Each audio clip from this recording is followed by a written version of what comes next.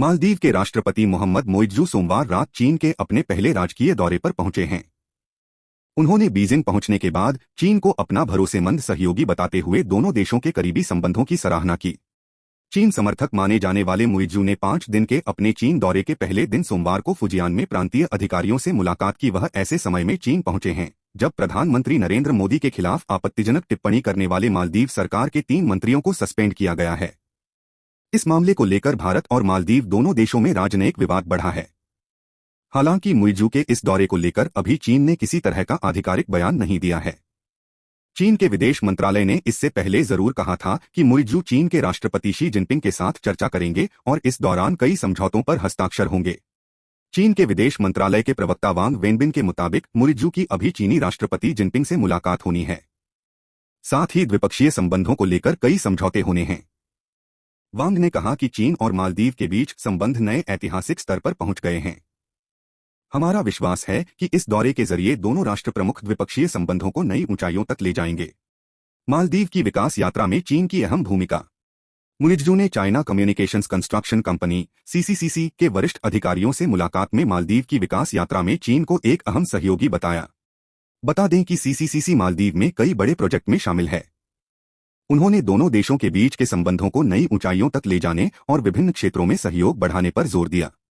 उन्होंने इसके बाद सत्तारूढ़ कम्युनिस्ट पार्टी ऑफ चाइना के सचिव झू जुई से मुलाकात की। मोइज्जू ने कहा कि मालदीव दोनों देशों के संबंधों को अहमियत देता है और विभिन्न क्षेत्रों में सहयोग बढ़ाने की उम्मीद जताता है। मोइज्जू का पहला चीन दौरा विवादों में क्यों? मोइज्जू चीन के पहले राजकीय दौरे पर पहुंचे हैं, लेकिन यह दौरा ऐसे समय पर हुआ है जब प्रधानमंत्री नरेंद्र मोदी के लक्षद्वीप के दौरे की उनकी तस्वीरों को लेकर मालदीव के 3 मंत्रियों ने सोशल मीडिया पर कुछ आपत्तिजनक टिप्पणी की थी। इसके बाद सोशल मीडिया पर इस मामले ने तूल पकड़ लिया। इस मामले के तूल पकड़ने पर मालदीव सरकार ने तीनों आरोपी मंत्रियों को सस्पेंड कर दिया था।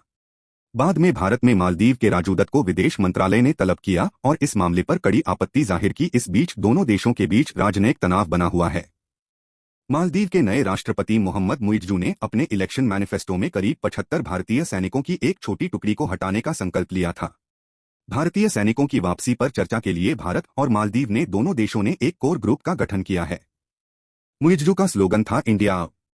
उन्होंने मालदीव के इंडिया फर्स्ट पॉलिसी में भी बदलाव करने की बात कही थी। जबकि भारत और चीन दोनों ही मालदीव में प्रभाव जमाने के लिए प्रतिस्पर्धा कर रहे हैं। भारत की ताकत को नजरअंदाज करना मालदीव के राष्ट्रपति मोहम्मद मोइज्जू पर भारी पड़ सकता है। पहले ही मालदीव का विपक्ष भारत के साथ रिश्तों में खटास लाने के लिए वहां की सरकार को दोषी ठहरा रहा है और अब राष्ट्रपति मोइज्जू के खिलाफ अविश्वास प्रस्ताव लाने की तैयारी चल रही है। मालदीव के राष्ट्रपति मोहम्मद मोइज्जू को हटाने की पहल वहां के संसदीय अल्पसंख्यक नेता अली अजीम ने की है। उन्होंने मालदीव के नेताओं से मोइज्जू को कुर्सी से बेदखल करने में मदद करने की गुजारिश की है।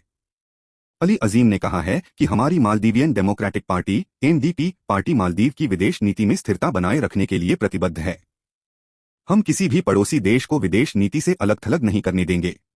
उन्होंने अपनी पार्टी के शीर्ष नेताओं से पूछा है कि क्या वे राष्ट्रपति मोइज्जू के खिलाफ अविश्वास प्रस्ताव लाने के लिए तैयार हैं।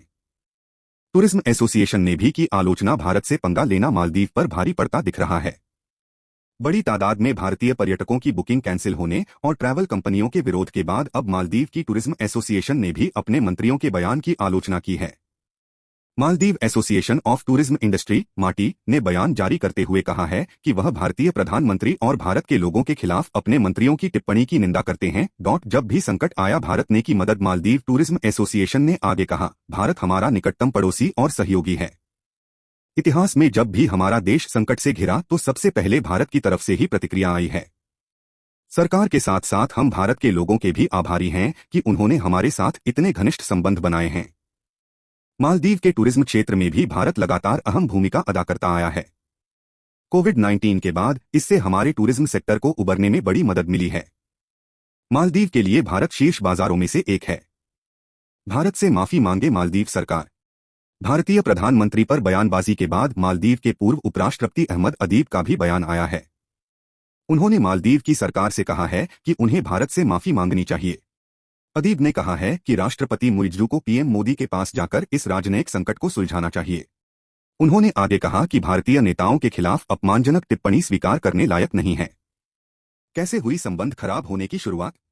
दरअसल इस पूरे मामले की शुरुआत प्रधानमंत्री नरेंद्र मोदी के लक्षद्वीप दौरे के बाद हुई थी। पीएम मोदी ने लक्षद्वीप का दौरा करने के बाद इसकी तस्वीरें सोशल मीडिया पर शेयर की थीं। इसके साथ ही उन्होंने भारतीयों से अपील की थी कि वह इस आइलैंड पर घूमने का प्लान करें। इसके बाद मालदीव की युवा सशक्तिकरण मामलों की उप मंत्री मरियम शिवना ने पीएम मोदी के पोस्ट पर आपत्तिजनक टिप्पणी की थी। हालांकि ट्वीट की आलोचना होने के बाद उन्होंने इसे डिलीट भी कर दिया था। हालांकि बाद में मरियम शिवना के साथ ही 3 मंत्रियों को मालदीव की सरकार ने सस्पेंड कर दिया।